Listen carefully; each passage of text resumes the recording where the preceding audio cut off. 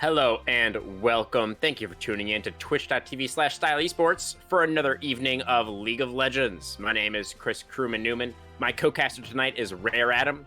We will be spectating a best of 3 between the Unleashed Shadow Mustangs and pearl-colored 5-cheese Ravioli. We watched the Mustangs get corralled last week by Her Majesty's Royal Griffins in what was a pretty tough loss. Griffins came back after getting badly beaten in Game 1 with an equally decisive victory in Game 2. They were briefly down gold to the Mustangs in the third game, but managed to win by drafting Corki, controlling objectives, and slamming those team fights. After that, the Mustangs suffered another loss to Scoreboard OG in what appears to be a forfeit. Not quite sure what happened there, but they did manage to get a win just last night over Team No Good Luck. So our Unleashed boys will be trying to build on that momentum. On the other side, 5-cheese Pearl are just starting up their season, guys. This is actually their first match of Season 10 here. Actually, their first match in their entire Style Esports career. So pretty tough to know what to expect from them, but we will soon find out. Adam, how are you doing tonight? Get us caught up in the draft here, if you don't mind. I mean, first and foremost, you just had to remind me that we lost to SMU last night. But I mean, I understand. Regardless, yes, SMU, one of the teams that really have been putting in their reps in the league. But we get through our picks and bans here to start us off.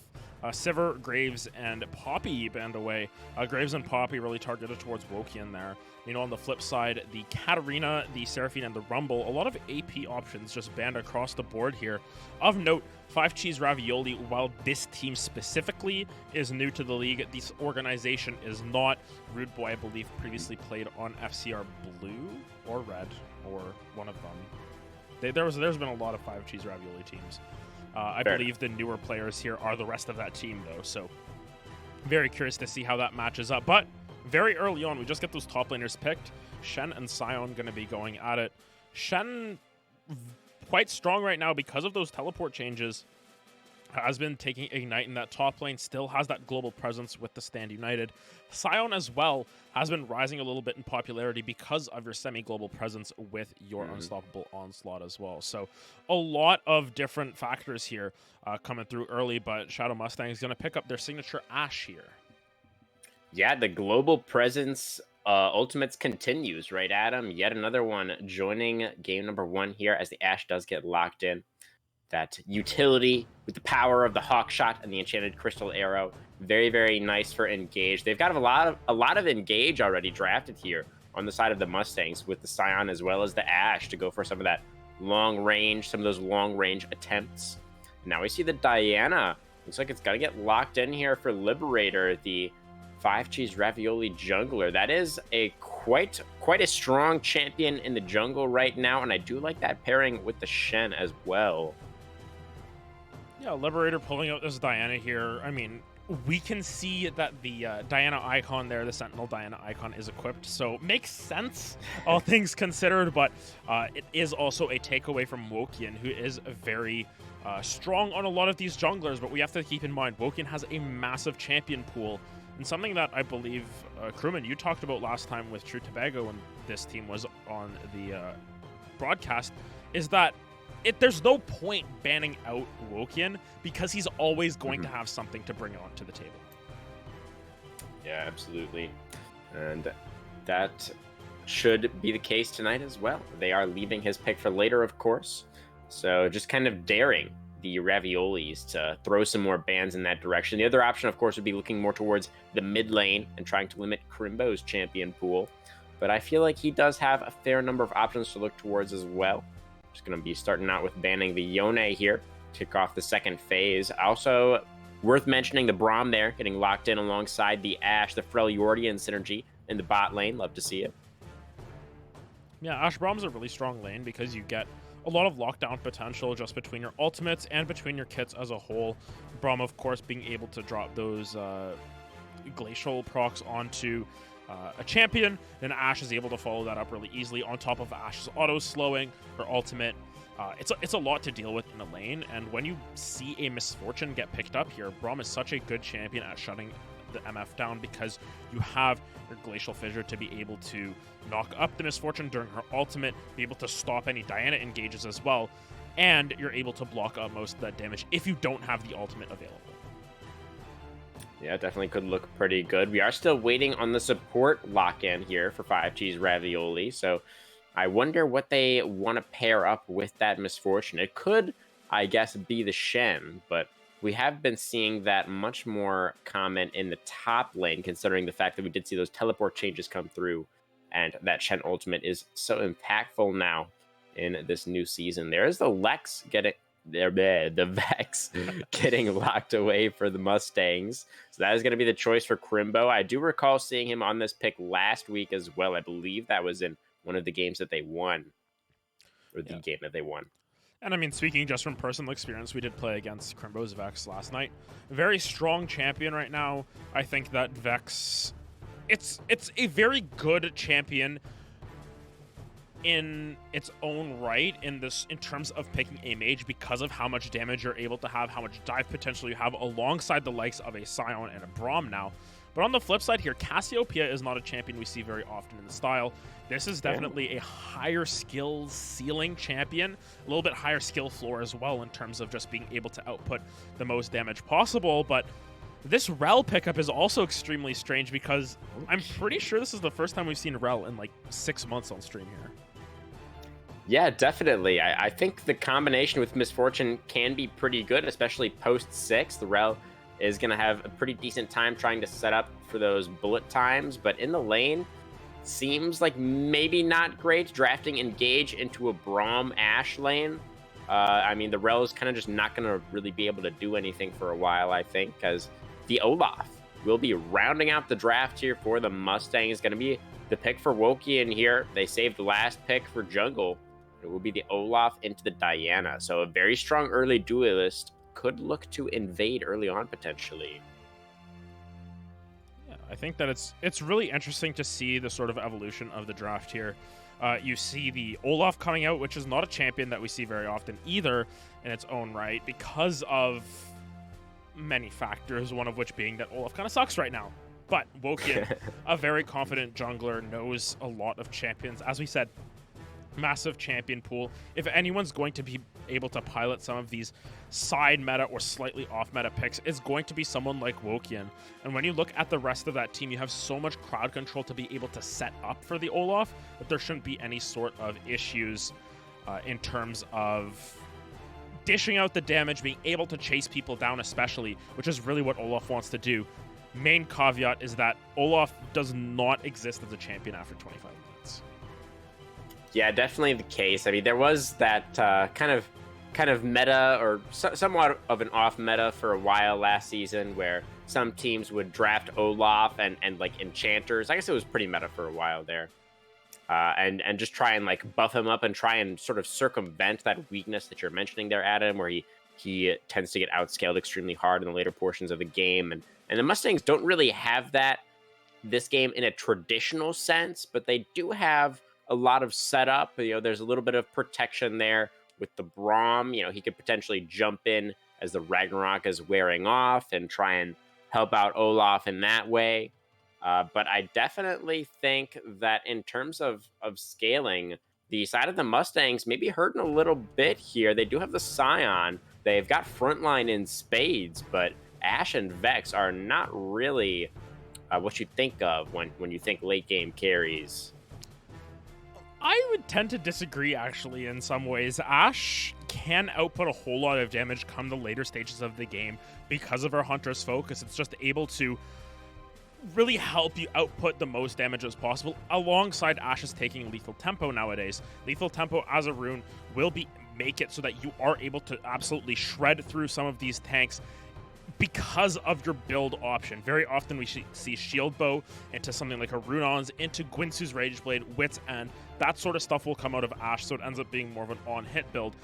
Granted, if Shen is able to commit to that dive alongside this Rel, it's going to make the Ashe's life very difficult. I would not be surprised to see a cleanse coming out potentially from this Ashe in order to circumvent that taunt, the Cassiopeia stun. Just Rel in general has a lot of crowd control you have to be mindful of, so I'm curious to see how Slick Drake is able to play this matchup out, because it is imperative that this Ashe stays alive in the later stages of the game because she is your only source of AD late game. Now, my kind of original take, or my first instinct on that bottom lane, is that the Ashe-Braum pairing should be able to dominate the Misfortune Rel fairly easily, just because I felt like Braum does win that support matchup fairly hard. But I'm curious, Adam, if you feel the same way, or what your thoughts are on that bot lane matchup in isolation, since we are discussing the importance of Slick Drake's game here. I think actually in isolation, the Braum Ashe is a very safe bot lane. You can't really kill the Ashe that easily because Braum's going to be standing in front very often to block a lot of that Misfortune damage. But Rel brings a different sort of angle to this lane, and the fact that she can jump through Braum. The Unbreakable will prevent some of that damage initially, but Rel has the option to just jump over the Braum, not really care about what happens. The other combo is that Rel can just flip Ashe over with a flash, get the Attract and Repel stun right on top of this Ashe, and Misfortune is able to dish out a lot of damage. Misfortune, the main reason why she's so strong is because her double up is so strong in lane and because of her ultimate. So she's always able to find slim advantages in these lanes if the opponents are not careful of where the double up is going. It can lead to 200, 300 damage crits in the early game, which is a lot considering Ashe starts out with like 600 base health. So I think that in isolation, this bot lane should favor slightly towards Fate and Seb Rambo here for 5G's Ravioli. On the flip side, though, Slick Drake and Don't Even Dude at level 6, they have perfect counters to their opponents here because you've got this Braum who just blocks everything that comes through from Misfortune, and Rel trying to engage with that Magnet Storm gets absolutely destroyed by a Glacial Fissure knockup, by Ashe Arrow. It's very difficult for them to find that kill at 6 unless they get that first, and unless they've already had lane control for most of the early game. Yeah, sort of on that subject here as well. I think counter engage in general is just another strength of the composition that the Mustangs have drafted here. And when you take a look at something like Olaf, you are certainly right that his engage potential, his scaling into the late game is not the greatest. It's kind of bad, but in terms of peeling and like cutting back, at least the Olaf has the Ragnarok, where he's not going to be able to get CC'd by all of these tools that 5G's Ravioli do have to try and catch people out in the Rel, in the Cassio ultimate, in the Shen taunt. Of course, granted, when Olaf is running backwards, that's not really a position that Olaf wants to be in, but at least, it should be able to complement the composition of the Mustangs if they are in a situation where they need to peel back from a fight. Yeah, I think one of the major factors of this Olaf that has to be kept in mind is that he's very good at going forward and he's very good when he's ahead. An Olaf from behind is basically the same as a 35-minute Olaf in the sense that you can't do anything. You have to go in as Olaf because all of your damage is gated on the fact that you need to auto attack, you need to get your true damage down, you need to throw your axes. You can't kite as Olaf. That's not a thing that Olaf wants to do. It doesn't work with the champion, it doesn't work with the lore, it doesn't work with the kit. But realistically, if Olaf is running straight through a Misfortune ultimate, it's not going to always be the best case scenario. So I'm curious to see how Wokian plays the early game specifically, if he's able to bully Liberator out pre-6 and maybe even post-6, where Olaf can basically just ignore the Diana pull and you can just keep running wherever you want. Now remember, this Olaf was the last pick for Wokian here in the draft, so it's clearly something that he wanted into this composition. It will be his first Olaf game of the season, according to op.gg anyways. But we'll see how he does. He absolutely does need to find that early advantage, I think, like you were saying. Very important to get that early game advantage. I think that if you don't do that, your team is potentially screwed for the rest of the game, given the fact that Wokian as a player is so pivotal to this team. As I just realized I wasn't actually on the champ select, but now you see where everyone's going. But yes, Wokian is super important to this team as a whole. He's sort of the rock that holds them together, in my opinion, having played against them last night. We know the power, or I know the power firsthand, and how strong Woken can be if left unshackled. I think the main thing, the main goal that 5 Cheese Ravioli have to do is try and get this Olaf behind, or try and make this Olaf as irrelevant as possible, whether that be through getting Cassiopeia Misfortune as fed as possible, or whether that just be through trying to limit the amount of effect he can have in this early game through not dying to ganks. Realistically, Cassiopeia will outscale everyone else on the enemy team because she gets 6 items. Most champions, you get your 5 items in your boots. Cassio says, who needs boots? I wear them on my head anyways. So I think that this combo here, the Cassiopeia ult plus a Misfortune ult, you toss on top of that a Diana and Rel, there's such strong late game potential from 5 Cheese Ravioli. But you still have to give credit where credit is due, and Wokian is a person who can turn that around and prevent that from ever coming to fruition. Who won draft, Adam? I'm going to make you choose. Who are you going to give it to?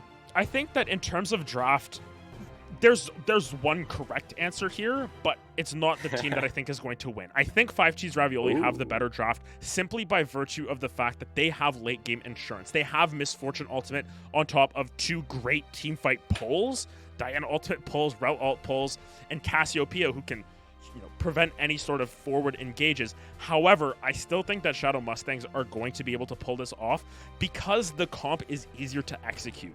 While you have this wombo combo in your team fight coming out from FCR, it's harder to pull off because if no one is facing the Cassiopeia and she's trying to ult to catch them running away, it's pointless. You can turn around right after that and Cassiopeia is in trouble. Whereas on the flip side, I think that the Scion running in, the Braum being able to follow up on that is a lot more straightforward, and I think Shadow Mustangs Unleashed are going to play more around picks and win the game off of that. Alrighty, folks. 5 Cheese Ravioli with some pretty nasty team fight, but Wokian on the Olaf. Got a lot of setup in these lanes. We're going to look to see if he can find that early advantage and snowball the game. Game 1 coming at you right after this.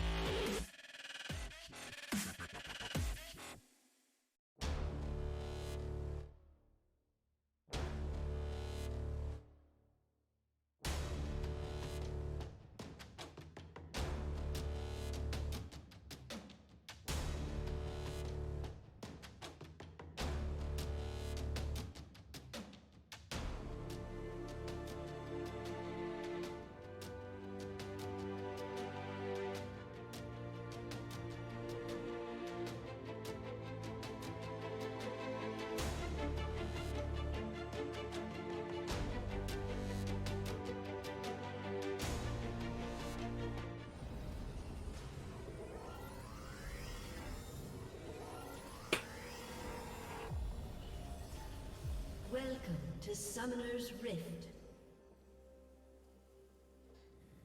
Welcome to Summoner's Rift, everybody, for Game 1 between 5 Cheese Ravioli-Pearl and the Shadow Mustangs Unleashed in tonight's matchup. The Raviolis, of course, on the blue side, the Mustangs on the red for our first game here. And we're seeing a pretty calm opening, Adam. Is this what you expected? It's what I expected in Game 1. I think that generally in Game 1, you don't want to go for any crazy shenanigans. You want to sort of set the pace. You don't want to give away any strategies until you're, Game 2, Game 3, where you can start to pull things out.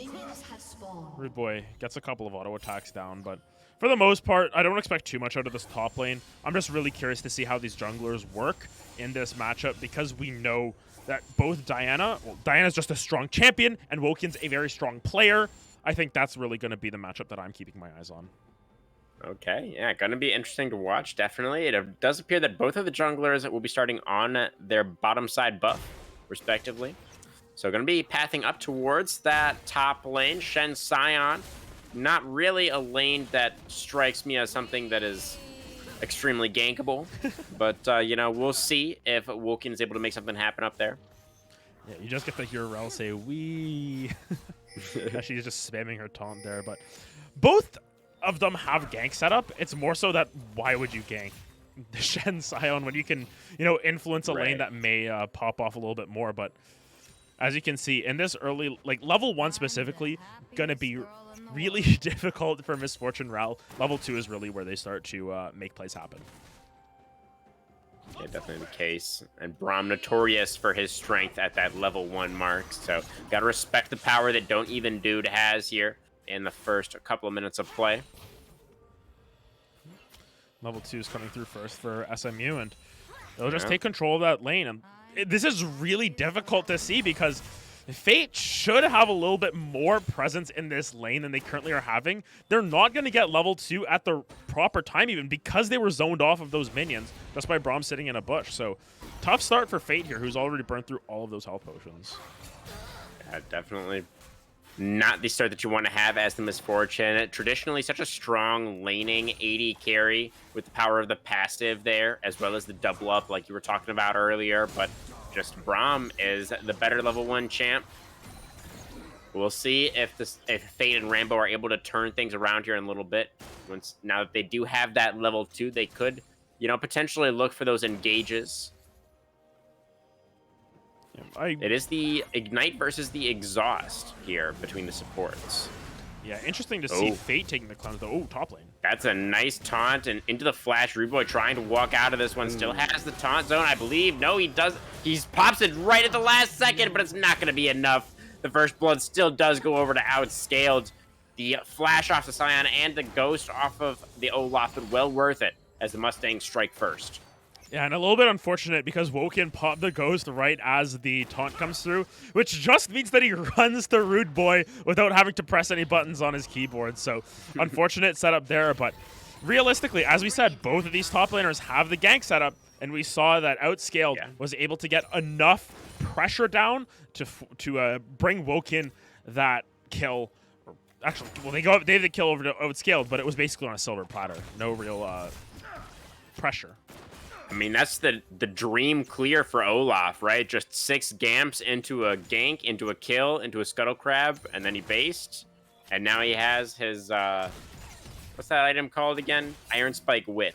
Yeah. And now he's ready to clear even faster. Oh, but what's this? Liberator actually is taking away the Gromp right now. Looks like he might get spotted out here as Woken moves down into the jungle. Yeah, it looks Diana. Ooh, yeah, Liberator might be in a little bit of a pickle, but should be able to get out. Of note, Woken is level 5. Yeah. Dang, wow. He must have barely ticked over there. It's just, must have got some XP from the minions up there in top lane as well. That is pretty insane that he's level 5 already. Yeah, and I think that a big factor behind that is just that Olaf's clear is still going to be faster than Diana. Diana's strong right now because of how quick her clear is. Olaf is still going to be faster because of the fact that you get attack speed for missing health, regardless of where the champion is or whether I think it's a good or bad champion. Ooh. Oh my goodness, wait a second. Oh, that damage stacks of the Conqueror. That's the flash off of Crimbo. Krutz there showing off those right-clicking abilities, but now Wokian is trying to chop him down to size. One more axe is what he needs, but the flash away, and Krutz able to find the outplay, taking down Wokian and tying up this game at 1-1. Yeah, Kreutz is able to just keep their composure, play that fight perfectly. They're able to chunk out Crimbo very early on into that play, so there's no chance for Vex to really provide any sort of support. And while it is a close call for the Cassiopeia, she's able to slither her way out of there. And that's sort of the issue with Olaf there, in that you can get kited out if you don't have the Ragnarok, if you don't have that Ghost. So Kreutz is just able to put their mark down, put their tail down, I guess, and just say, I'm not going to die here. I will stay on this hill, and wins the 1v1. Well, they did have to use the flash. Yeah. So, you know, that was a price that did have to be paid, but you're absolutely right that they were ending up on top in that particular battle. This is extremely sneaky from Liberator. He's waiting here for quite a while, and he actually he did get the reset. Here he goes. QE in. The flash away from Slick Drake is nice, but the flash follow from the Rel means that the stun still comes through. Braum with the nice shield, able to block a lot of damage here. Slick Drake trying to get underneath the tower. One more Q. Not quite enough damage. Does cost a flash off of Slick Drake, but Ashe critically is able to survive there. Dragon is alive, so we could see the rotation up here into the river for the Raviolis. Good attempt from Diana.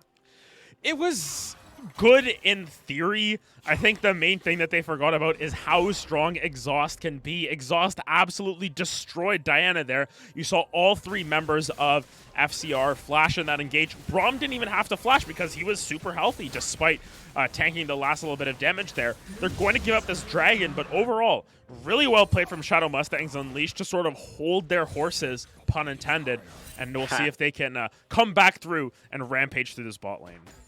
Well done, Adam. Olaf also was able to get a little bit of counter jungling done. He knew his opponent was on that dragon, so he took the opportunity to move into the Diana's topside jungle, take away a couple of camps there. Very nice from that jungler that we expect so very much from there on the Shadow Mustangs. Rift Herald is going to be spawning in just 10 seconds here. Olaf is clearing down, so not going to be making any moves towards that in the immediate future. I think one of the main things that you've got to keep your eye on at this point, though, is this gap between the two junglers right here.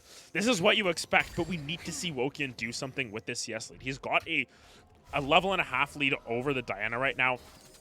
He has the Ragnarok available. I want to see them go for a play on this bottom side of the map. Now that Ashe is level 6, Braum very likely to take over quickly there too. They're going to have the experience advantage over Fate and Rambo here because Liberator soaked a lot of minion experience in that bot side waiting to make that play happen. So very curious to see how this works out. Rambo might be in trouble now already. Gonna get stunned up by the Braum passive, but still pretty tanky on the Rel. Fate gonna step forward, gonna try and fire off a couple of bullets, but not gonna take the better end of that one, as he gets slammed by Braum Q there, and the Ashe autos already had that Ranger's Focus, I believe, procced, as well as the lethal tempo there. Slick Drake getting some good damage down. It's a even itemization right now between the two carries.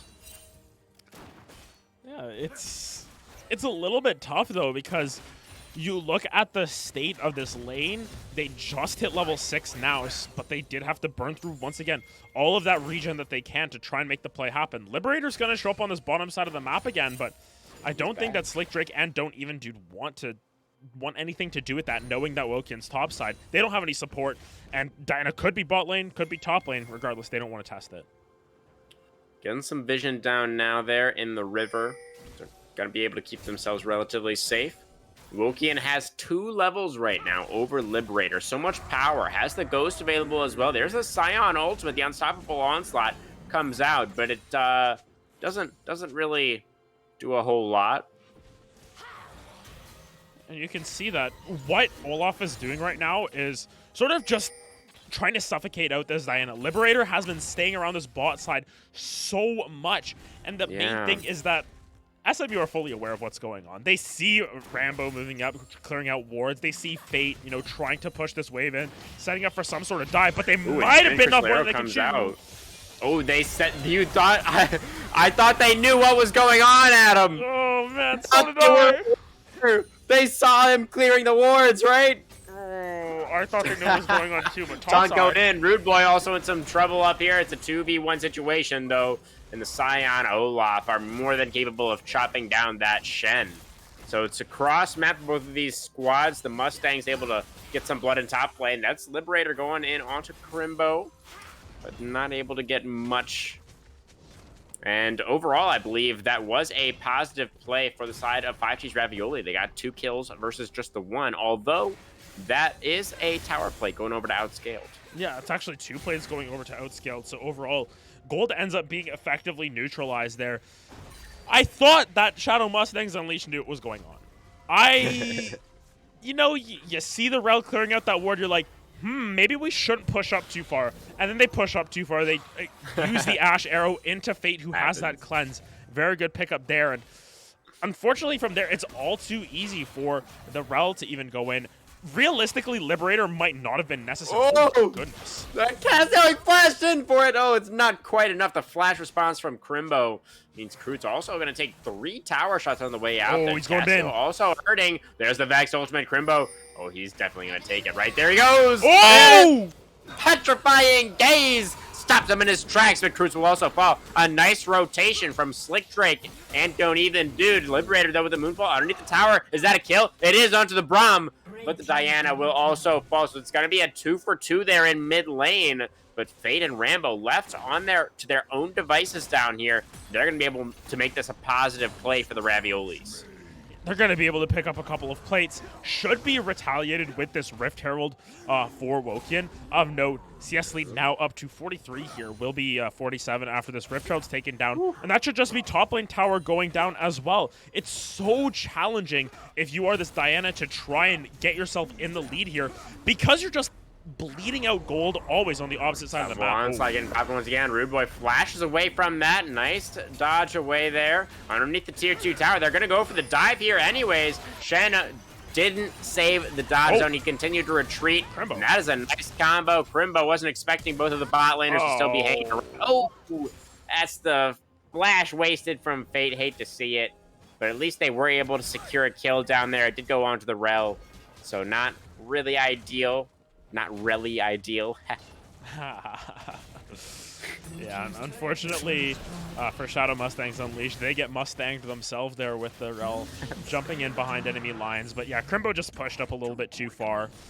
Realistically, though, it's still going very advantageously for the side of Shadow Mustangs Unleashed. They did not use that Rift Herald on the top side of the map.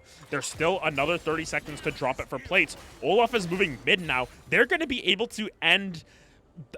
After 14 minutes here, they were going to have picked up 9 plates for themselves at least. That is a lot of gold to be putting into not only your Scion, but also your Olaf, who is so far ahead of Liberator right now. Liberator level 8, Wokian going to be taking over to level 11 soon, and just continuing this rampage in the enemy jungle. They have the gold here, Adam, but they don't have the objectives or the kills, as those first 2 dragons did go over to 5G's Ravioli. They do have the kill lead as well, only barely, but still. And remember, on the blue side here, the 5G's Raviolis, they have the more scaling composition. So if they are able to stall out this game, we have a Chemtech Soul of all things. So looking towards that as a potential win condition here for the Raviolis. They're certainly not out of this yet. And while we can say that the neutral objectives have gone the way of 5G's Ravioli... Ooh, going in. The flash away from Slick Drake. He's going to be safe for now. Yeah. If we look at the gold, you can see up on the top side, Outscaled is outscaling right now. 1,400 gold up. And in the jungle, 2,000 gold lead for this Olaf. Took Diana's whole top side, and Diana's just not able to respond. Really, the only gold lead on the map here that's relevant is in the mid lane, as Crimbo has died a couple of times. But the Rel has both of the kills in the bot lane here, not the Misfortune. You really need those kills to be on the Misfortune here, especially when she's the only AD threat on her team. And you can see it in the items now. Immortal Shield Bow completed for Slick Drake. And Fate still sitting on parts there with the Noon Quiver pickaxe. And it's likely we see the Kraken Slayer come through from Fate here. I think it's still the best option on Misfortune. There is an argument here for actually Eclipse, as you can see what the Scion's building now, but I think it's 6 of one, half dozen the other. I don't think either of the builds is going to mean too much in terms of the damage output difference here. Main reason for lethality would just be that if you're not able to get in range to auto attack, which you may have trouble doing this game, Eclipse would be better just to be relying more on that ult damage as opposed to your auto attack damage. Yeah, absolutely. But there is a lot of front line over here on the side of the Shadow Mustang. So presumably, you know, Fate should be able to hit somebody with some bullets in these fights. Slick Drake gonna find the slow with the auto attacks, trying to set up for another slow from Don't Even Dude. Just trying to chain those slows together. That's how they want to play it out, but not able to lock anybody down just yet. And Liberator has made his way down there once again. He's not giving up on these bot lane plays. See the vision was getting cleared out, so they should know, right, Adam? Slick Drake and Don't Even Dude? Yeah. They see their vision getting cleared. They They probably know. should know. Once again, I'm not going to assume. I've assumed once this game, it hasn't been good, but I just want to turn our eyes to the top side as well. Rude Boy here has had a little bit of a tough time in this lane, but looking at the health discrepancy here specifically, Scion does not have a mythic. He bought Hullbreaker. It does give you health, but Scion has double Rude Boy's health right now, just in terms of base health. Oof. That's just because Scion gets a whole bunch of health with the Soul Furnace passive. It's going to be difficult for Shen to really stand out to this Scion as the lane progresses because he's just going to be able to walk up to tower, drop a decimating smash. Oh my, no. Liberator gonna look for the Moonfall, but does find it on to 2s. That's up perfectly for the bullet time. And the patience of the 5 cheese jungler pays off. No, but Rel picks up another one, and this is so unfortunate for Fate here.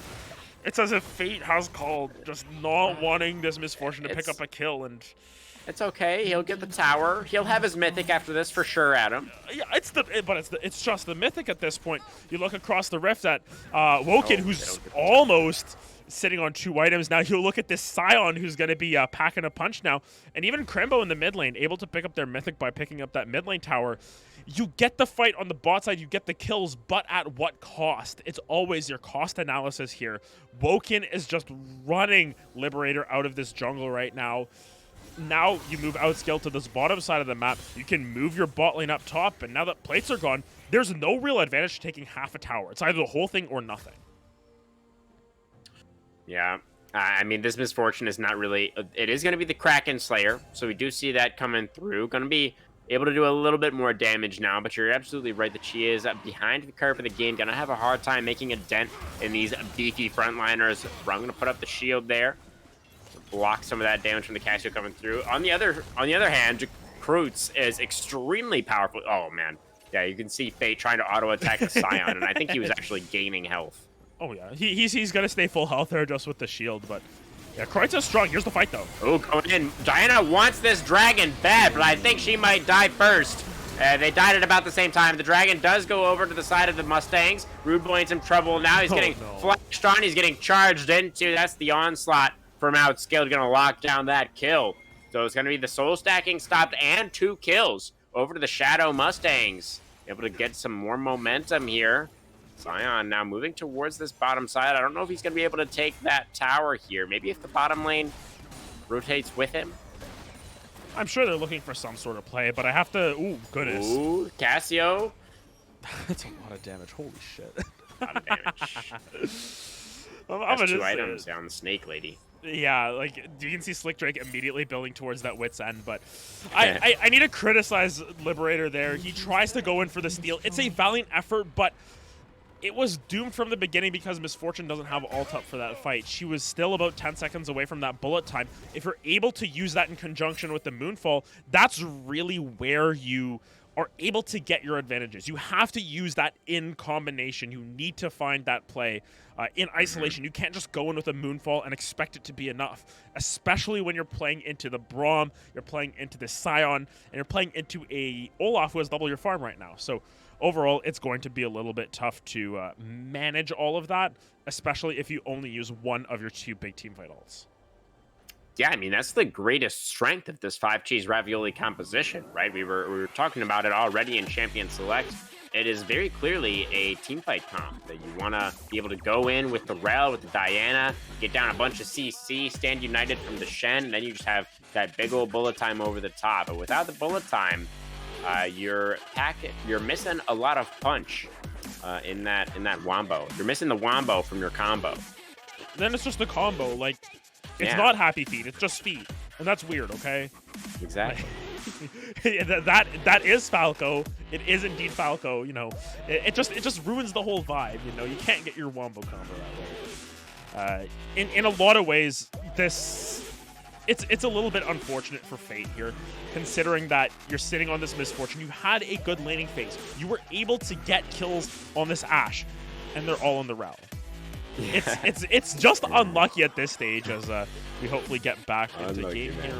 Fingers crossed, no bugs getting back in, but it's just really unlucky for the misfortune at this point as she builds towards a serrated Dirk that might be going to the Collector. I don't actually hate it here because there's not going to be a whole lot of armor stacking specifically, at least by the looks of it thus far. We have the Sunfire complete, but that's really it. There's not a whole lot of armor being built up, so I think that the Collector is still the correct option here. Yeah, the Merc Treads on Olaf feels a bit weird. I mean, yes, it is a double AP mid-jungle for the Raviolis here, but the tenacity really is the main reason why people buy the Mercury Treads, and Olaf is Olaf. He doesn't really care too much about tenacity. I think the main reason is running away. I think that's the main factor behind it. But conversely, there's these really cool shoes. They've got wings on them. They're called Boots of Swiftness. Or you can even go Ionian Boots here and get more axes down. Either one of those, I think, would have potentially been better itemization choices. Cruz is going to get charged on here, but he has Crown of the Shattered Queen. Oh, but that's the Vex Ultimate connecting. Oh, missed! Cruz, I think, is not going to survive this one. You did not account for the Vex to be flying in off from the flank there. And that is going to be the Casio going down. That's the strongest member of this Ravioli squad getting picked off in the side lane. I don't think that the Mustangs are going to be able to get a whole lot off of that pick in particular, but they are extending this gold lead at them. They've quietly exploded it, actually, up to a 6,000 plus gold lead. Yeah, I mean, to be fair, it is rather quiet because there hasn't been a whole lot of kills, but it's just macro play going all the way of the side of Shadow Mustangs Unleashed. You can see Wokian here, 350 gold shutdown. That's not because he has 17 kills or anything. That's off of him getting 2 kills and a whole bunch of farm right now. Same goes for Outscaled here.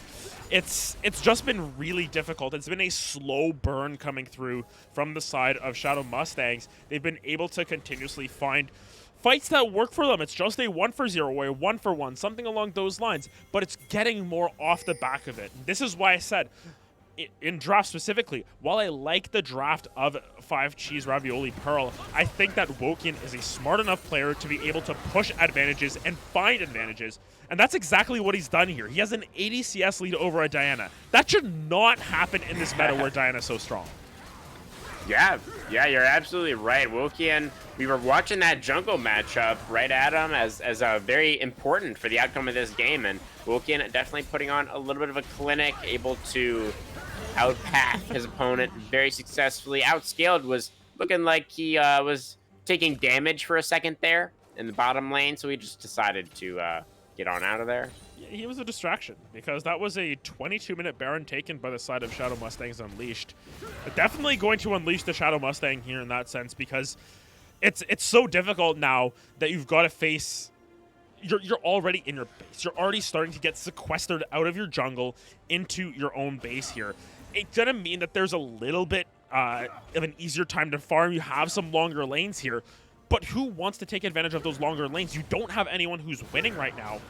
Your longer lanes mean nothing, basically. So I think given this situation, they're going to have to find some sort of miracle fight. We're going to have to see the Wombo combo unlocked with a little bit of extra on the side. You're going to need to get that fancy, you know, in Smash terms, you got to do like the fully charged up smash or something. You can't just sit there and take your quick combo and get out. You have to style on them at this point.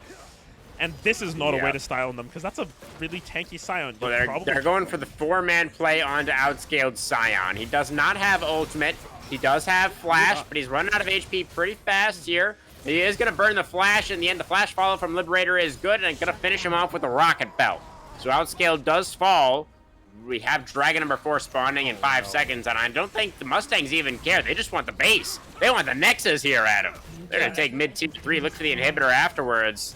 See how much more that they can get. Rel and Diana are collapsing down from the top side jungle. The Mustangs will now retreat towards the Dragon.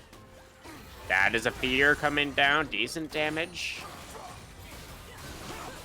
That play on Scion doesn't make a whole lot of sense to me in the end. I think, realistically, Outscaled is never going to solo kill Rude Boy. That's just not what Scion's going to do in this matchup. It's like the only time he's used his ultimate is to set up for ganks or to get out of ganks. Realistically, there's no risk of you losing the game off of Scion Split pushing as long as Shen is there, but sending 4 members up means you're going to lose a lot off of the rest of the team who also exist and who are also fed. It's a little bit nonsensical to go for that play, and Outscaled flashes, which is kind of silly in my opinion, but then Liberator follows the flash. I think just let him go at that point. You've already sort of lost your resources. You've lost a lot of time on the map, but now you've lost the flash, and especially on a Diana who's really reliant on that additional surprise factor of the flash going in with the Moonfall, it's going to make that Miracle fight a little bit harder. It's about principle, Adam. Liberator needed that 300 gold, okay? That was necessary. You get a little bit more gold, and then the logic falls apart. That's what I'm thinking at this point, because it took 4 members to take down that Scion. How are you going to do it in a team fight now?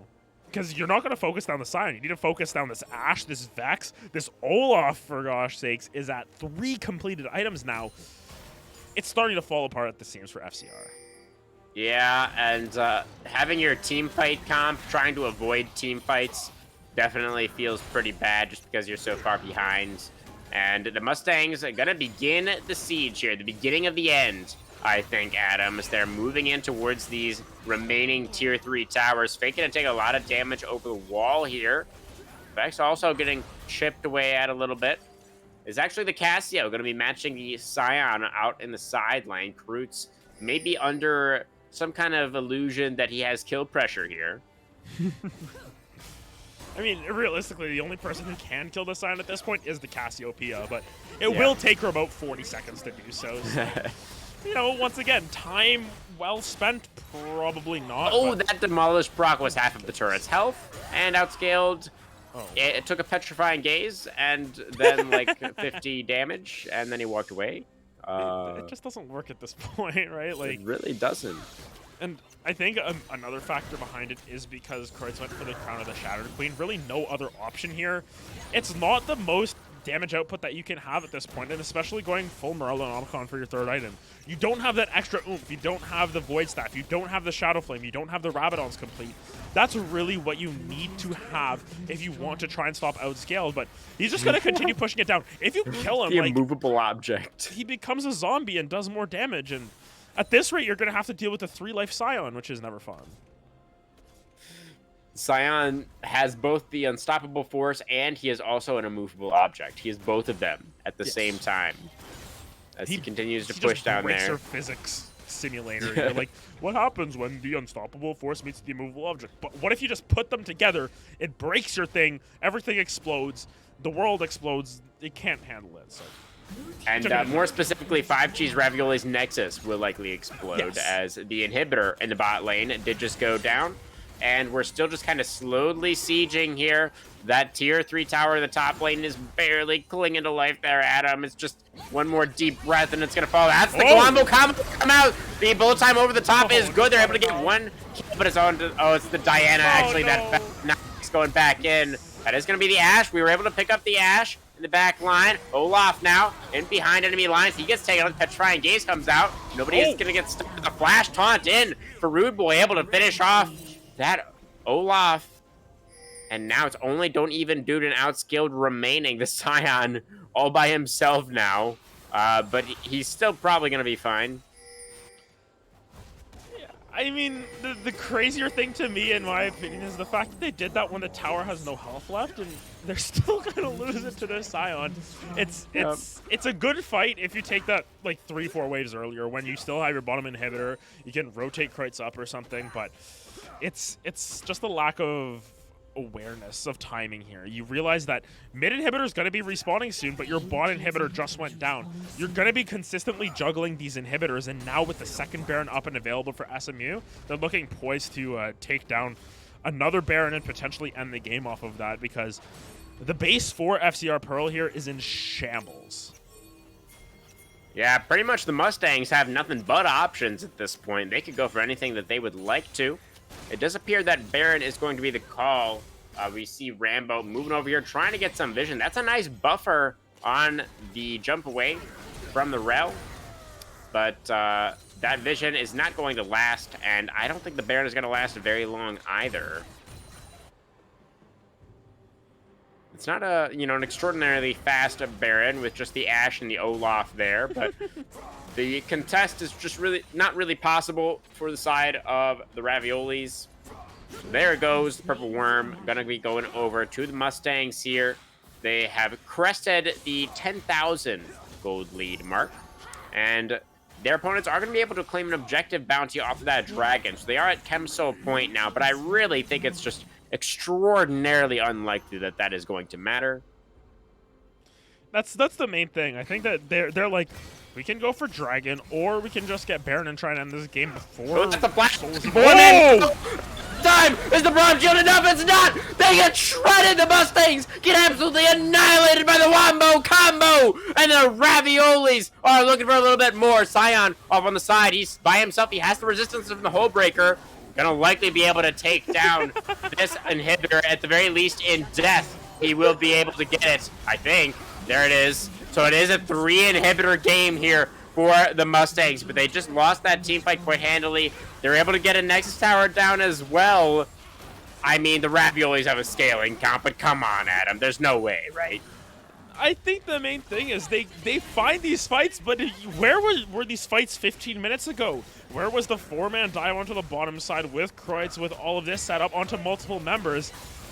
It's hard for me to believe in FCR at this point because of the fact that they're doing this so late. Cassio sitting on 4 items. That's a big plus.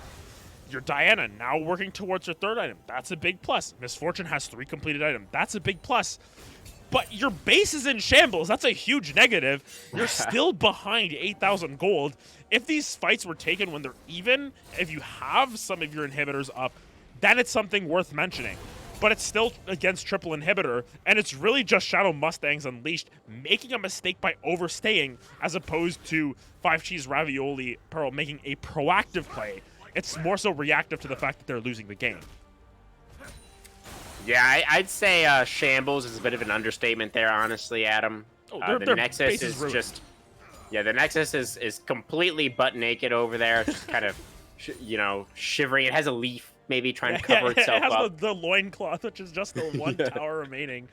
But, they're just going to walk it down. You still have enough Baron buffs here to buff up the minions. And still got those Baroned up waves and doubled up supers. It's just too much. The Raviolis can't clear it all out, and only the solitary Nexus Tower. That's another Moonfall. We're going to go in once again. Another nice bullet time. They found the Wombo combo again. It's another team fight for the Raviolis. Outscaled. He's trying to get in towards that Nexus Tower. He's still alive.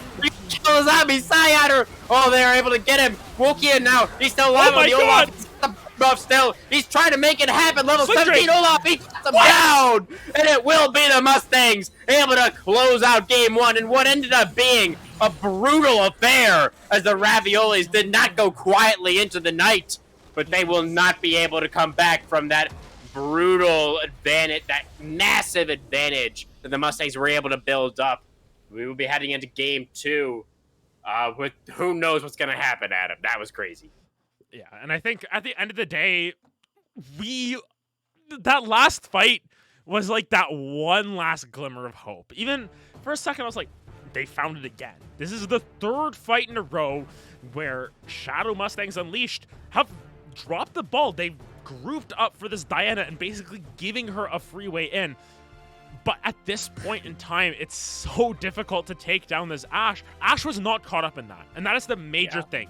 Last couple of times, she was caught in the Moonfall. That time, she is way at the back. She's so safe, able to dish out so much damage. And Wokian, if you just take him in a 1v1 in the minion wave with all of those super minions up, it's going to be impossible to take him down. And at the end of the day, we saw Wokian finish the game level 18, highest in the game, most CS in the game as well, or actually just short of FCR's team, who were getting super minions through their base. It was just a clinic put on by Shadow Mustangs Unleashed on how to play the game slowly.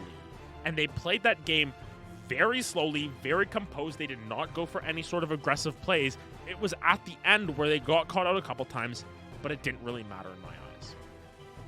Yeah, and let's not forget to call out the other last surviving Mustang when the Nexus exploded there. Wokian, as well as Slick Drake there on the Ashe, able to come out on top in that last fight. The Baron Dub minions, as you called out there, Adam, were putting in a good deal of work there as well. But definitely Wokian came to play here tonight, and we'll see if the Mustangs are going to be able to make it a 2-0, or if we will see the Raviolis. It seemed like they were kind of finding their footing towards the end of game one there, Adam. So I wonder if they'll be able to come back here. I just switched back to the damage graphs here. It's so funny looking at these damage graphs. SMU did no damage that game. They didn't have to. But we switched from total damage to champions to total damage to objectives. And that tells the story. Shen did not touch a tower, a dragon, a baron that entire game. It was just Sion pushing towers. If you want to look at turrets as well, same thing. And it was Olaf knocking down objectives. And that is what ended up turning the game in favor of the side of SMU. So we'll have to see FCR bring something different to the table. They've got to try and find something different this game. Yeah. Well, we will see, Adam. But I think we will be going to a short break first. So game two will be right after this. The Raviolis, they made it interesting there at the end of game one. Looking for some adjustments here in the champion select phase and in the early game. Let's go into the second game. Don't go anywhere. We'll have some more Style Esports action right after this.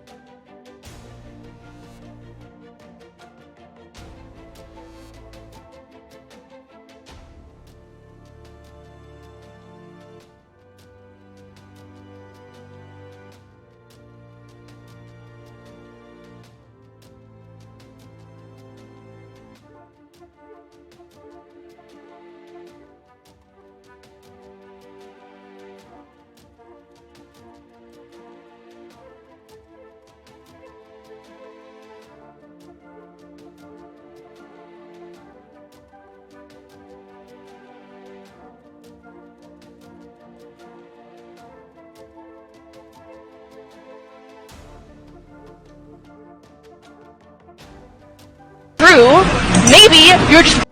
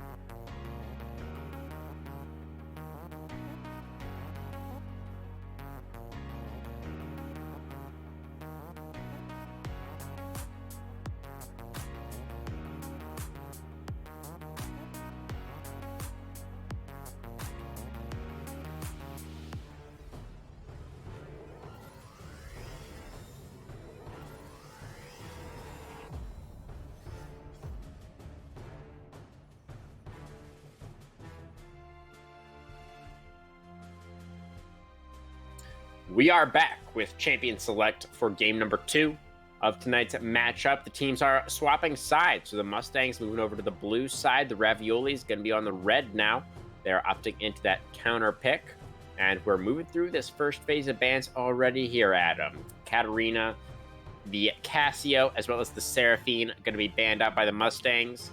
They don't want to see Kroots on any of those champions. And then the Braum, the Poppy, and the Graves going to be banned away by the Raviolis. One of those champions was played by the Mustangs in the previous game. Yes, and Katarina is one of Kreutz's one-tricks, so that is why it is completely getting banned out. They do not want to see him on that stage, so we'll have to see what the options are for... Oh, never mind, it's the same stuff. Ash again for Shadow Mustangs. The Ash locked away first here. I mean, we know that the meta is to draft your marksman early on, but the continued Ash priority for the Mustangs is extremely interesting here. Yeah, Ash is, I believe, one of Slick Drake's most comfortable champions. We made the mistake of not banning it last night from experience, so it's definitely something to keep in mind. And FCR are going to fall into that trap that we fell into last night by picking the Jinx, man. Oh, no. Oh, is this not the play, Adam? Jinx is so good right now. Jinx Arcane. is good. Heckin' Arcane buffs. I think it's still a good pick. I mean, I'm just using my limited knowledge, but they're gonna switch it up and they're gonna actually pick the Lux there. I don't mind this because Lux is a champion that can definitely put some pressure on the Ashe. So very curious to see how that all works out.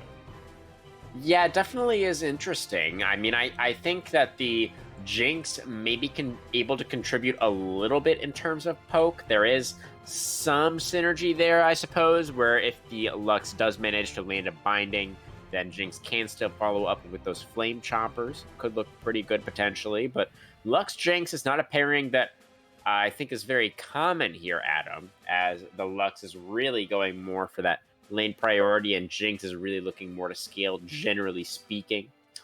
And that looks like it's going to be the Rel this game for Don't Even, dude. They took away his Braum, so he's like, fine, I'll take your Rel. Yeah, this is interesting. Of course, Woken going for the Diana is what I'm really focused on because we saw what Woken can do on one side of the Diana matchup playing against it, but this is one of Woken's best champions in my opinion. Not only was it one of his most played when Diana was most meta back in the middle of season 11 there, as well as when... I'm trying to think. What team was Woken on then? Was it Order of the White Lotus? It was one of those teams. He was just popping off on Diana every single game. It was getting banned first. And I mean, this is a champion that can be so powerful in the right hands. And we're giving it to the best player on Shadow Mustangs Unleashed here. But into the Hecarim, going to be an interesting option here. Yeah, definitely. So we did see both the Rel and the Diana switch teams, I should say, for this second game. Definitely going to be interesting how those champions look piloted by some different hands here. The Hecarim matchup is definitely an interesting one. It seems like both of those junglers kind of want to scale, kind of want to full clear and look for plays once they do have access to that ultimate ability. But we will see if one of them decides to get a little hyphy in the early game. Moving into the second phase of bans now. Sion and Yone removed so far. Seems pretty parallel between both of the squads so far in terms of what has been drafted. Just going to be looking to ban out solo laners here. Shen also going to be taken off the table. So both of the top laners that were played last game, Adam, going to be banned out by the Raviolis. I think a lot of that is just focused on trying to punish this Ashe as much as possible. And I think that especially when you have those global presences available, you want to take that out of their hands. But once again, more bans going towards Kreutz here. This may be a 4 or 5 ban towards Kreutz in the mid lane. They understand how strong this player is individually, and they want to make sure that Crimbo has the most favorable matchup possible. And notably, Vex is still open, so Crimbo could just go back towards the Gloomy Yordle if you would like. Silas locked in here, which I believe should be a flex pick between Kroots and Rude Boy. Correct me if you know better. I think still technically a flex pick regardless of what their champion pools look like. ideally, I want to see this pulled up into the mid lane because it gives you the option to roam down, pick up the Magnet Storm, pick up the Enchanted Crystal Arrow, as well as steal that Moonfall when necessary. And now you have another pretty decent ult to take in the Vex ultimate. I don't believe you get the resets on it. I'm not 100% sure on that. We'll find out. It's an interaction that, of course, is relatively new, so we'll have to see if that is a thing. But Sylas does make use of Vex ult quite well because it just gives him a longer range dash. But this is an interesting opt-in here from the top side. Switching up and going... Okay. Good thing that Mordekaiser was not locked in. If that Mordekaiser was... Oh, my goodness! Never mind. This is a big switch up. It's going to be the Garen in the end, but... Very importantly, Garen does not do magic damage. It was almost a triple magic damage topside for the Mustangs. But they did lock in the Garen, so going to be offering a little bit more frontline. It's actually somewhat of a similar composition, I want to say, to what the Mustangs were running in game number 1 there. They've got triple frontline and Ashe Vex backline.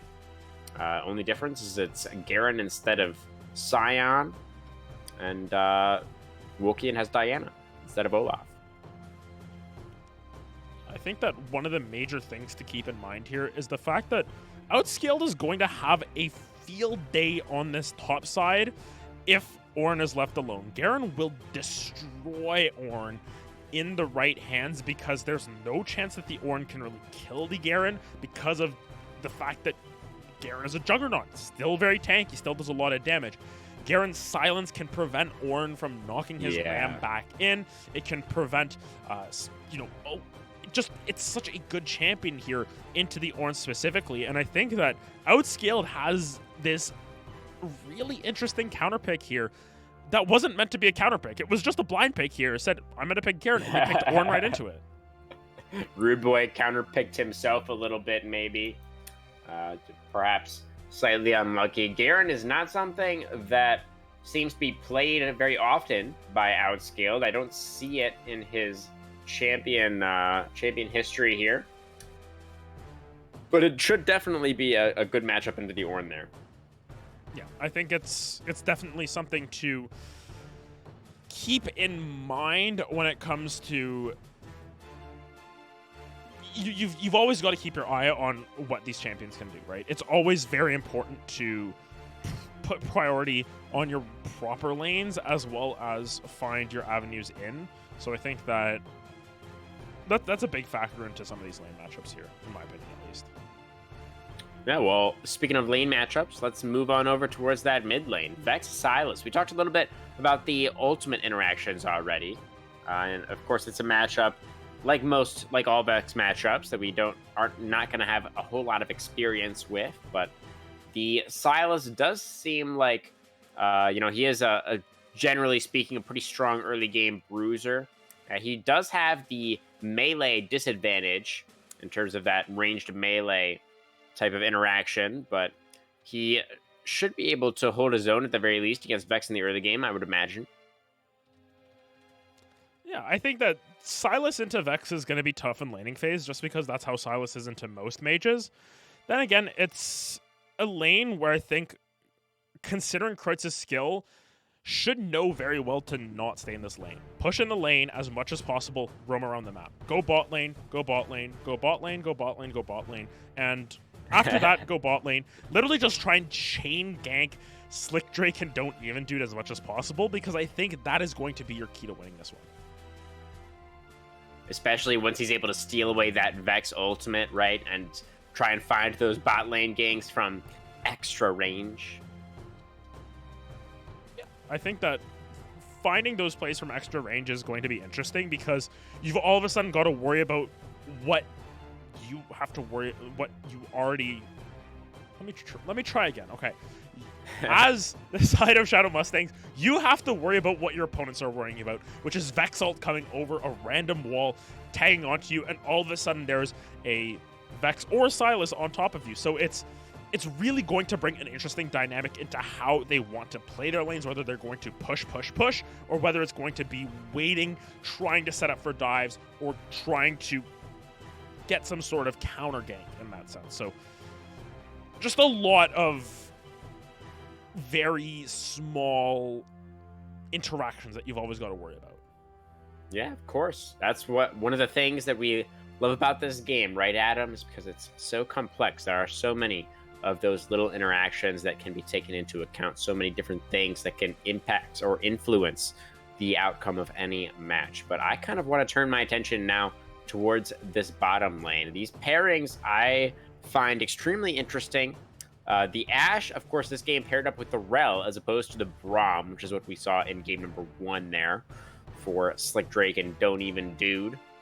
But the Rel pairing here, I think, should work in a relatively similar and relatively similarly effective way, where the Ashe is able to slow them down with the autos, and they're pretty much just able to pressure the Jinx and Lux with all-ins, try and threaten that and win the lane that way. But the Jinx and Lux pairing, at the same time, has very good range and, decent damage, especially once they hit that level 6 mark. What are your thoughts on that bot lane, Adam?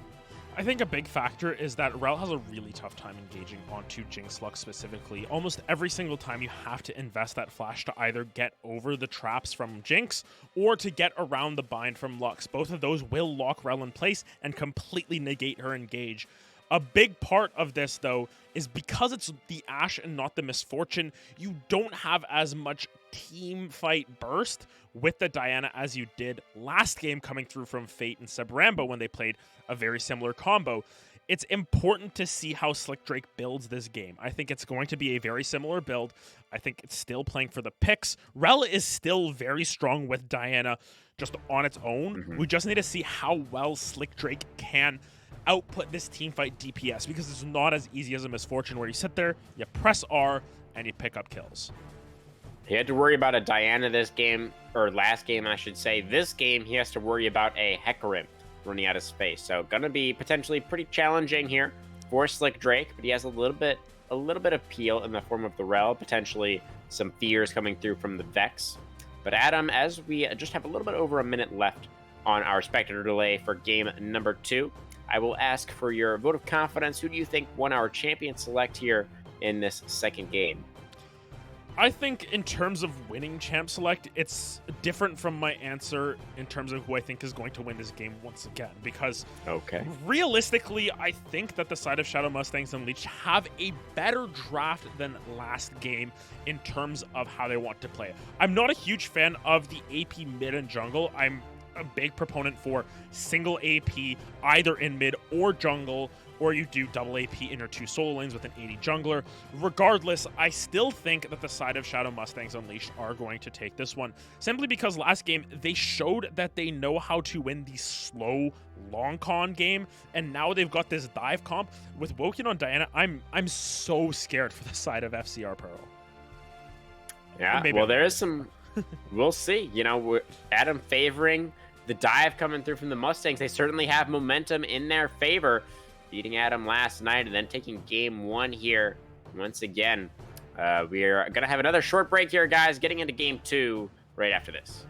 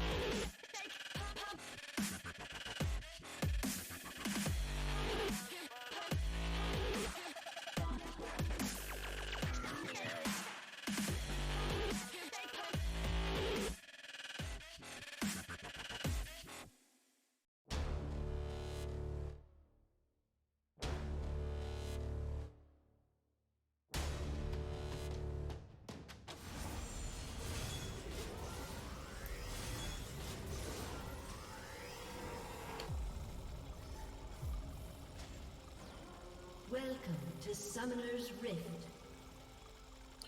Welcome back, guys, to Summoner's Rift for Game 2 of tonight's matchup. Once again, we did swap sides. So it's going to be the Raviolis moving over to red side and the Mustangs over on blue. And we have a very interesting start here, Adam. Take a look at this. This is what I expected. Game 2, they're going to go absolutely substandard. There is no one on 99% of this map. Like, I'm going to see how far I can scroll out here. Keep scrolling. Yeah, you get to see the ugly outsides. They're just mirroring each other, and they have no clue what's going on the opposite side of the map. And, yeah, they're just going to go back to their normal positions, and absolutely nothing happens at level 1, which is not surprising at all.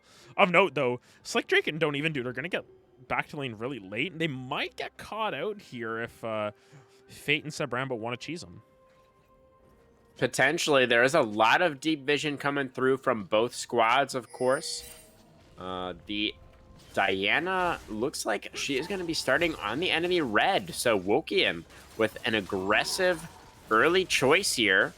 The Hecarim probably will not know that this has happened until later on. Of course, he can see the Diana's red, so he knows that she did not start on her own bottom side buff, but he does not have any vision in his own top side jungle. Of note, though, you can see the pings going down onto their red buff, a bunch of question mark pings, not knowing what's going on there. The main thing is Ornn can't just go and leave lane because you're missing so many minions at this point. You've got to hope that Kreutz is able to get a wave pushed in and can check, but looks like both of them are just going to go to the opposite, or onto this bottom side, okay, left side of the rift. I don't know what this. I guess some left vertical side. jungling potentially breaking out here. As Liberator was wise as a dash. Kroot's the ignite. Whoa, that came out of nowhere. Kroot's gonna find first blood here in game 2. And it's the Raviolis off to a good start. And of note, that's going to effectively make this vertical jungle possible because Hecarim was the only one who was really at risk of getting collapsed on. Wokian had done the counter jungling before, and Rude Boy could not leave lane. Now, Hecarim's in the opponent jungle, but the mid laner just got back to lane. Cannot just give it all up and not go for this bluff. They're going to know that this is going down, but there was no reply to it. So, well played from Kreutz to be able to pick up that kill in the mid lane and get himself ahead. And this Silas pick, I was curious about how this is going to work out, but it's a really good start to this game for FCR. Yeah, it's definitely looking good for them so far. Kroot's the big play, able to stabilize that early game. He's in top lane now, Adam, and he's able to find another kill. Kroot's is starting off game 2, 2-0. This is what I wanted to see. We said he needs to try and get out of this lane. He's not going to be able to consistently kill this Vex over and over again. Yes, he gets first blood. Did not burn the flash for that of note and burn the flash of Crimbo. That means that no matter what, he's going to have some sort of priority in this lane because he's always going to be able to use his flash if necessary to confirm the kill. Whereas now, Crimbo pushing that lane in while you're able to catch back up in CS, your enemy laner just picked up another kill on the top side of the map onto your top laner, forcing the teleport out of outscaled. Thus far, Kreutz has had a massive impact, and it's 4 minutes into the game. Yeah, pretty insane. Really a phenomenal opening on the Silas. We're seeing the junglers still just finishing that first clears. That's an engage from Don't Even. You're able to find the double stun there. Rambo does find a double binding as well. Both supports finding the double CC. Ends up just being the disengage, but certainly a health advantage for the side of the Mustangs.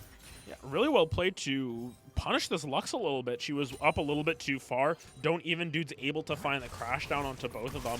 And it forces the flash out of Rambo, which is pretty massive. And Kreutz, so aggressive in this lane already. But you gotta be careful, He's summoned to the Wokian. Wokian is wise to your moves, Krootz. He's gonna try and prevent any more kills from coming through here in mid lane. Silas will be forced to back away for now. Hecarim is also in the area, but he is off in the bot side river for now. Charge in for Rude Boy. Able to find a little bit of damage, but Garen, like you said earlier on, Adam, is just such an advantage. As that's the Hecarim charge in. Rel is mounted, though, so he's going to have the dash, but that's a light binding connecting, and Ashe is going to be in some trouble. Forces the flash out of Slick Drake. We're going to have Hecarim slowed up now, but Ashe can't press too far forward. already pretty low on HP there. We're going to see the wave pushing in. Rainbow is quite low mana, so I don't know if they really have a whole lot of kill pressure, but Ashe and Rel definitely on the hot seat right now. And a really interesting almost kill there. Realistically, Slick Drake dies 99 times out of 100 if those Jinx traps are moved a little bit farther forward. You saw Hakram able to knock Jinx back, or knock Slick Drake back, sorry, but not through the traps, and that was the main thing that prevented her from going down there. I think, as I said, 99 times out of 100, if those traps are a little bit further forward, that's going to be a kill going to your Hakram or your Jinx, and that's really going to get that accelerated. I think that Jinx is so gated by the fact that she needs to pick up those kills, and if you give her that kill in that lane, this lane is almost over in some ways because Jinx is able to get not only that Noon Quiver and boots that she picked up here, but potentially also doesn't go for the Noon Quiver and just picks up all the long swords, the dagger, the boots, and the pickaxe, and then your laning phase is over as Ashe because you just can't outdamage this Jinx. Yeah, absolutely. Especially with that lethal tempo. The range is just so insane. And Slick Drake actually never went back. He's just been hanging out in lane this whole time. I wonder if the side of the Mustangs are trying to set up a freeze down here. That's kind of the only reason that I would imagine that Slick Drake decided not to base here. Yeah, the biggest issue is it's not freezable, and Kreutz is here. It's not looking so great for the Mustang bottom lane. Woken is also here, but he's only level 5 no! on the Diana. Oh, but Silas missed his Vex ultimate. He sent that one off to Germany, and now Kreutz is out of HP. And now over the wall, Crimbo has made his own way down here. The other mid laner has joined the fight. Rambo 1 HP. One more auto attack from anybody would finish off the Lux. Vex, doesn't quite have the range on the Q, and the binding is going to connect. Rambo able to walk it out, so it's only going to be the 1 kill going over to the Mustangs, but still, it's a good for them that they're able to turn that play around. No, all the people to get that kill, it is absolutely atrocious that Enchantress Slayer forces the cleanse. Fate's going to be pretty healthy. Still doesn't have his support, but he's safe for now. Oh, Crimbo in the mid lane now, forced to flash away, but he's going to get locked up by the chains. Diana is here, but still does not have access to the Moonfall.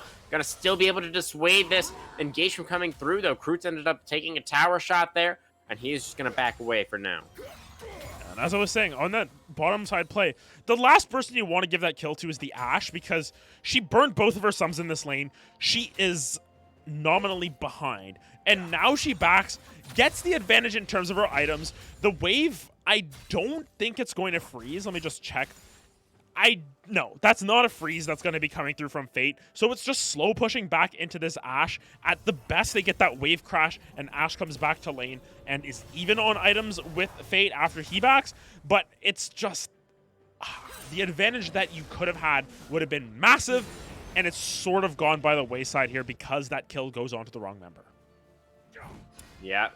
Slightly unfortunate there, but still, I mean, it's not like gold is bad on Silas. He is still going to be able to be a menace come mid-game here. Yes. It's not like last game when we saw those kills onto the Rel. Your gold conversion is better with Silas. Yeah. I think the main drawback here that I'm seeing is just that Jinx's laning phase is going to be a lot harder just by virtue of the shutdown gold going to Slick Drake there. He basically gets gifted 500 gold because, as you said, the Vex ult went to Germany. It was nowhere close to anyone. And while Woken was taken down very low, I don't think Woken was really the target they were looking for. It was unfortunate that right at that time, he's just doing his Krugs, and all of a sudden there's a Silas over the wall. Hey, buddy, you're not supposed to be here, but looks like FCR is going to go for that dragon. So potentially trying to get that win condition in their belt once again by picking up some early dragons. But this might not be as free as it seems. They're looking for it, but Slick Drake and Don't Even Dude have roam. Yeah, Enchanted Crystal Arrow directly onto the Jinx, and we're in for the Moonfall! And it's the wombo combo for the Mustangs. They're able to rip them apart, and it's going to be the neutral objective on top of a massive teamfight win. Oh no. That's the Raviolis had such a strong setup there. Their Silas was 2-0. Now he's 2-2, Adam.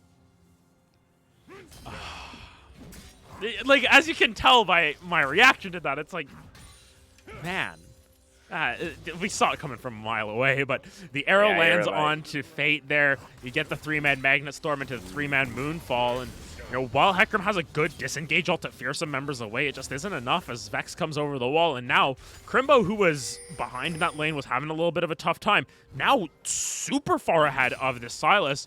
Looking at the gold, it may only be 300 gold up, but that's going to mean a lot as Vex continues to pick up farm, is able to continue to pressure this lane, and Sylas is going to be in for a world of hurt, as is Rude Boy. Yep, he is definitely hurting. That does tend to happen when a giant sword falls from the sky and hits you in the head. Oh, Crimbo. Oh, chains connect. Crimbo maybe in some trouble. He's ignited. Just need one more rotation from Croods. Doesn't quite have the cooldowns. Oh, Fate. Super Mega Death Rocket. Gonna look for the Vex in mid lane here. The Rocket, it's blocked by the Rel. Don't even, dude. Says, don't even try it. Not even close. But, yeah, it's really close from FCR in terms of them being able to get over this hump. Oh, that's another arrow, but that's another cleanse. Fate had it off cooldown, but he's still gonna get slowed up here. Flame Chompers are good, but the Lux flank is here to support his AD carry, but Fate's still getting slowed up. Forced to burn the flash there as well. And Groot's backing away now. That's the flash in! Groot's able to find the outplay. Has the stolen Diana Won't when the Moonfall comes down. Wilkian needs a little bit more damage. He's able to find the kill onto the Sylas. 1v1 between the junglers now. I don't think either one really can win. Diana has 2 levels up, but Hecarim has the HP advantage. And they're just going to both back away.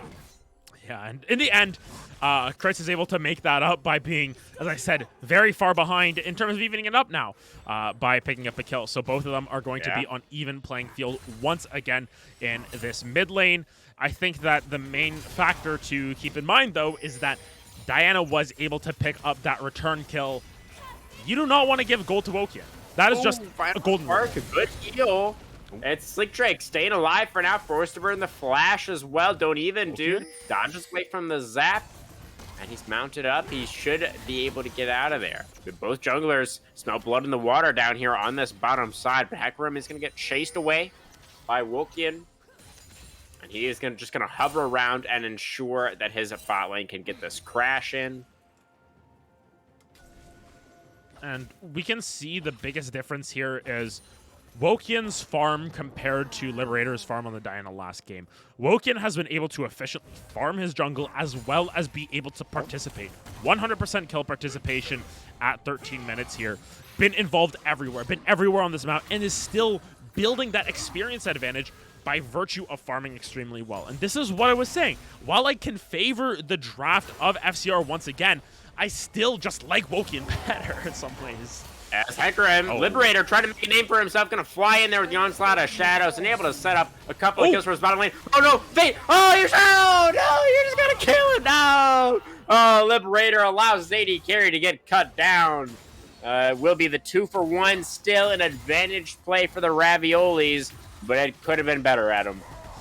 Could have been better, and I mean, I sort of caster blessed Liberator being like, yeah, he didn't have the best showing on Diana. Shows up bot lane, does Hecarim things, ends up setting up 4. That was 2 kills, but yeah, Fate going down there is just really unfortunate. Slick Drake now going to have that shield bow, and now the Ashe is going to be even harder to kill on those ganks. Granted, I believe there might have been a shutdown being able to get picked up there by the Hecarim. The Lux, I believe, picked up that kill, so might be a little bit more gold, but of note, the build coming through from Rambo, this is going to be the aggressive Lux, and her getting gold is not as bad as last game when Seb Rambo got a whole bunch of kills on the Rel.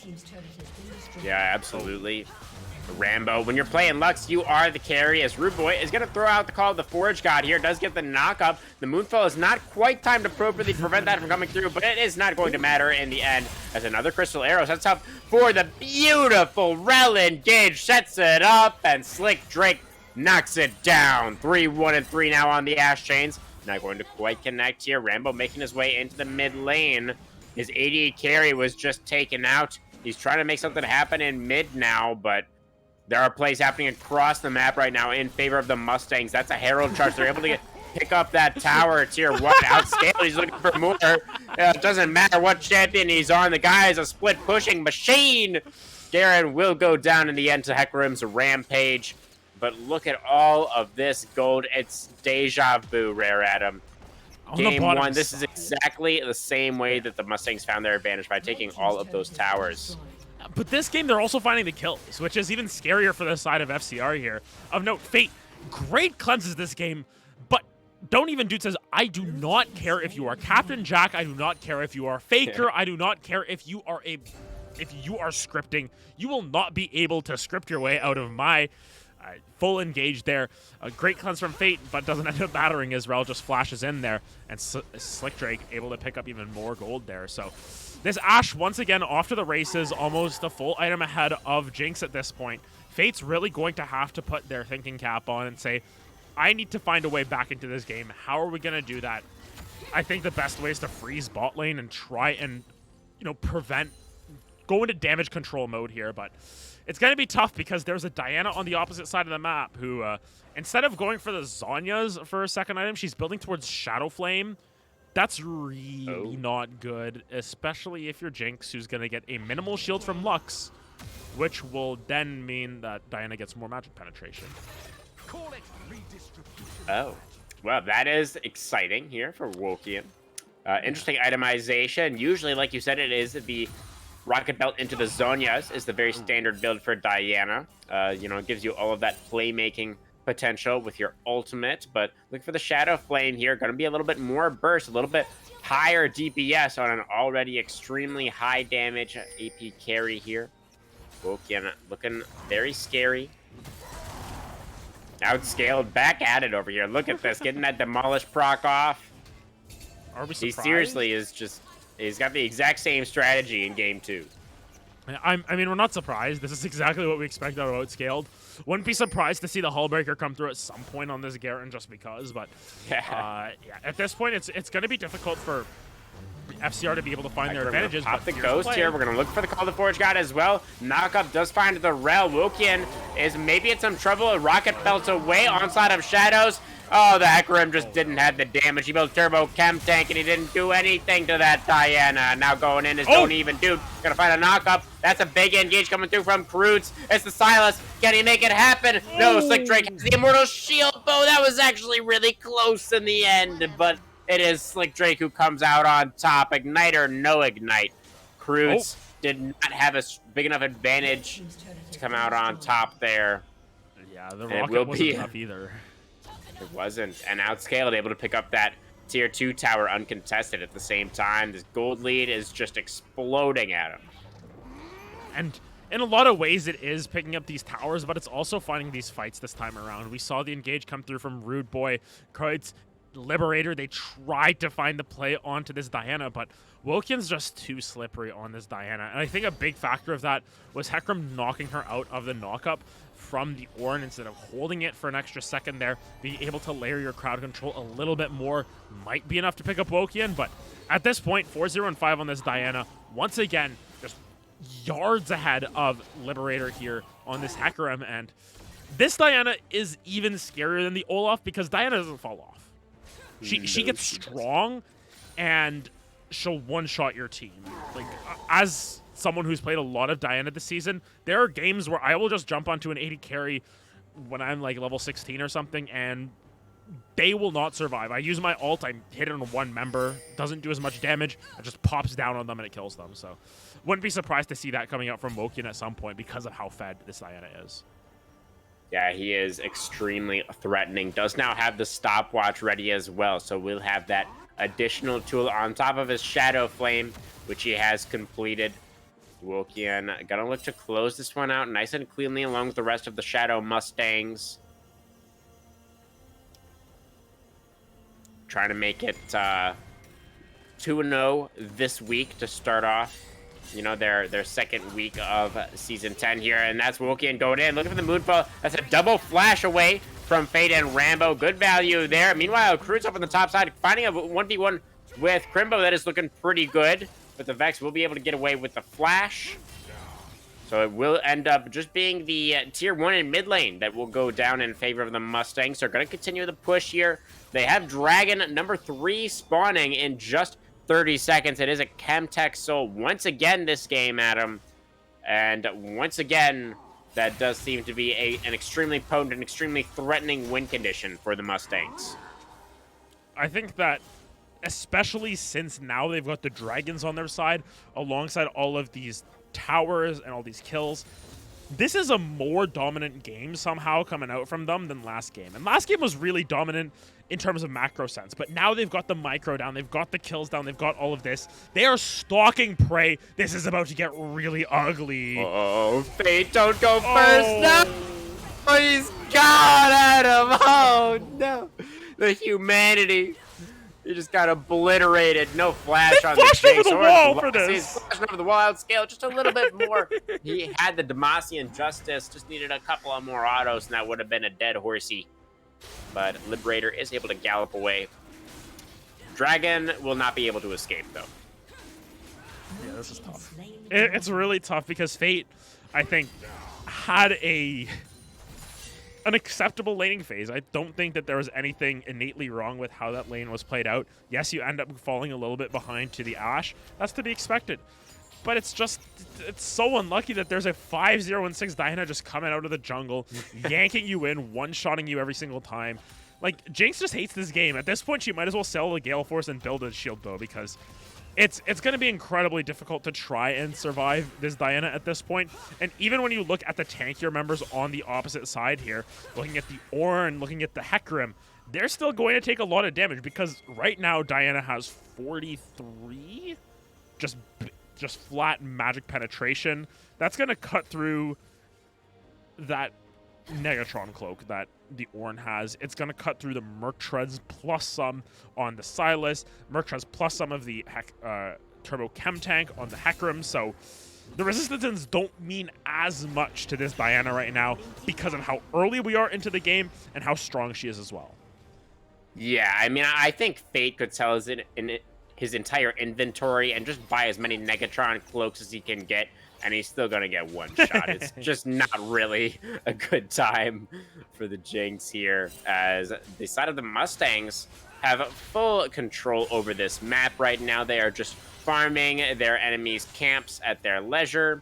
They're just going to continue to extend this gold advantage and potentially look for a Baron play sometime soon here.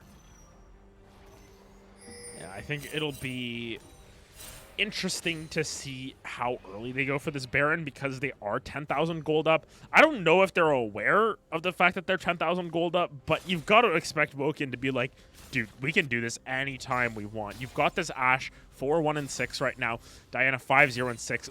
Those two alone can most likely do it if Rel just sits there and dances. Yeah, and says the how turn is so easy. Just tell us how much fun she's having. Instead, oh, there's the Deadlux. That's the flash in. Oh, and yep, that is going to be able to pick up that kill onto the Jinx as well. Very nice from Wokian. They go to Baron now. So, yeah, 5v3 on the map should be a very comfortable Baron angle. Yeah, it's just Sag. Hey, look. Yeah, the Raviolis, I mean, they looked like maybe they had something going in the first few minutes there. Cruz was off to a solid start on the Sylas, but it didn't really last very long. The Mustangs, the coordination and the playmaking from Wokian was too much, and they have an extremely hefty advantage at this point. Baron goes over at 24 minutes, gonna make it a almost 13,000 gold lead at this point, Adam. It's tough to watch at this point. Woken is running the show. This is Woken's world, and we're all living in it because this guy has been absolutely crazy the last couple of games, not just in terms of the PvE aspect of it, but also in terms of just killing champions. 6-0-7 this game, 13 out of 16 kill participation. Last game we saw on the Olaf, just finding fights that were necessary there in terms of pushing that game forward, but just making sure that Liberator's Diana was in the dirt. And now, once again, on the Diana this time around, is just able to run amok on this map, just ruin anyone that walks in their path. And it's so tough for Fate and Rambo here because they're going to die again to Woken in like 3 seconds. And there they go! Oh, you called Crimbo it, Adam. Actually, that guy died to Crimbo instead of Wokian, but You know, I'll give it to you. I'll give it to you. 3 seconds was pretty much right on the money. Enchanted Crystal Arrow comes out. That's going to be a stun onto the Vex, who goes down. But another massive wombo combo. Okay. Wokian able to find it once again there. Has got the stop underneath the tower. It's don't even do. Taking out the shots.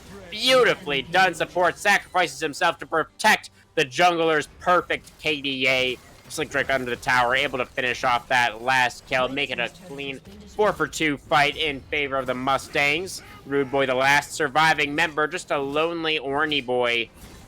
And, you know, he does have a support now, I suppose, but he does not have an inhibitor in the top lane, as that did explode. And now it looks like the one in the mid lane is also going to combust, as Wokian picks that up very nicely. Only the bottom lane structures remain for the Raviolis here in game 2, only at 26 minutes still. Yeah, and I think the funniest part about Diana is not only is she great at clearing out jungle monsters because of her her buff to monsters, 300% damage on her passive there.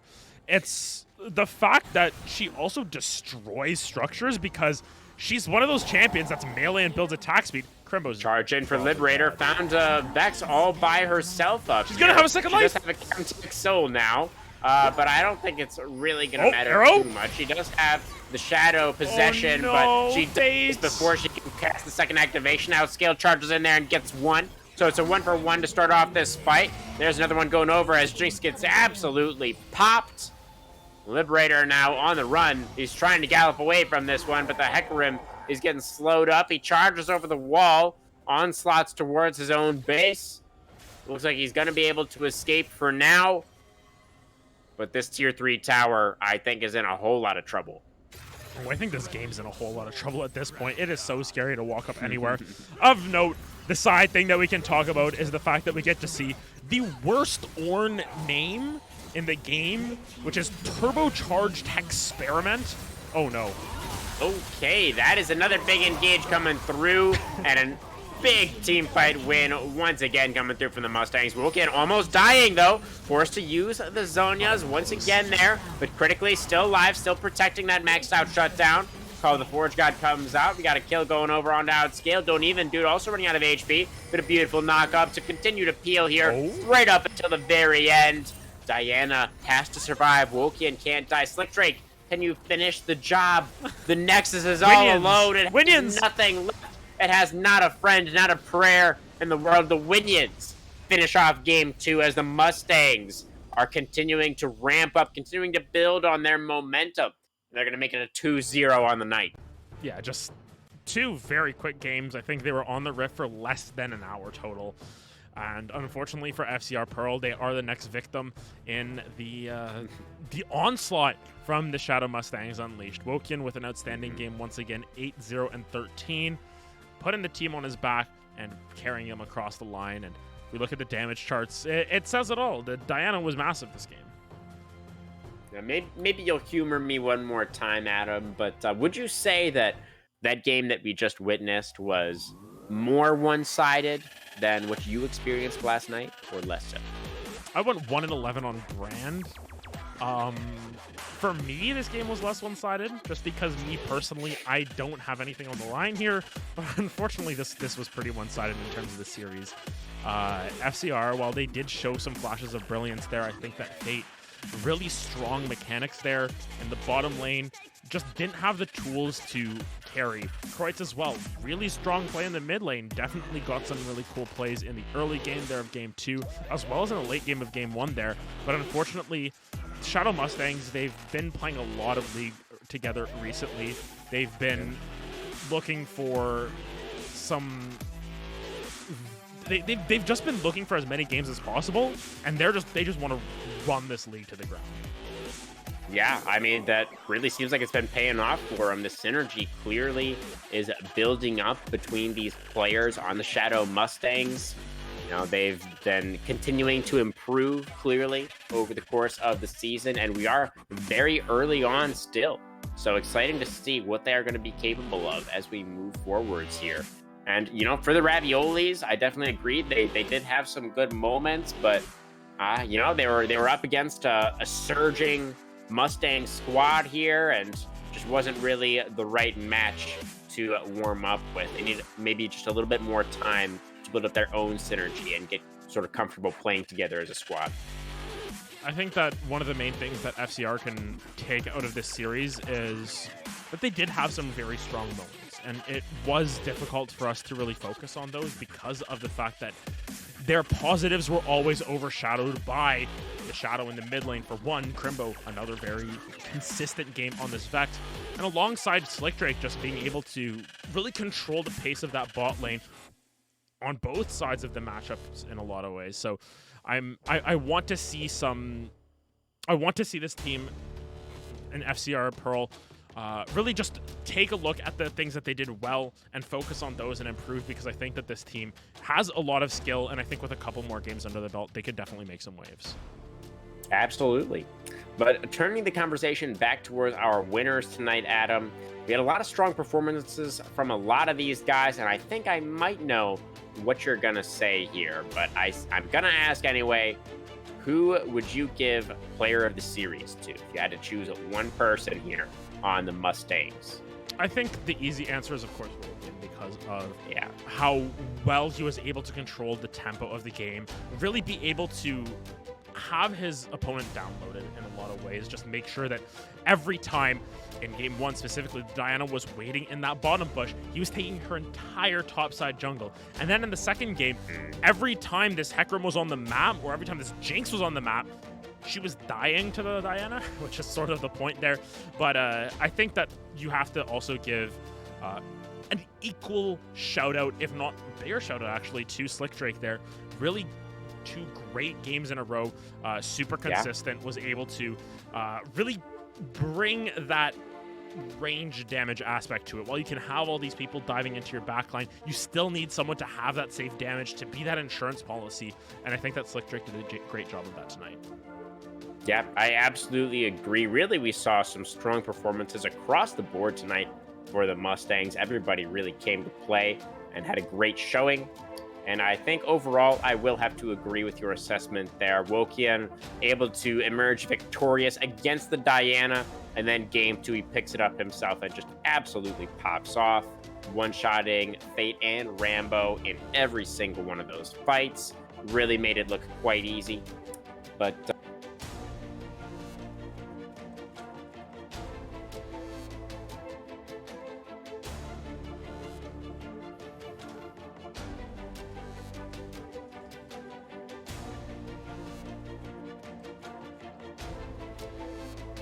tomorrow.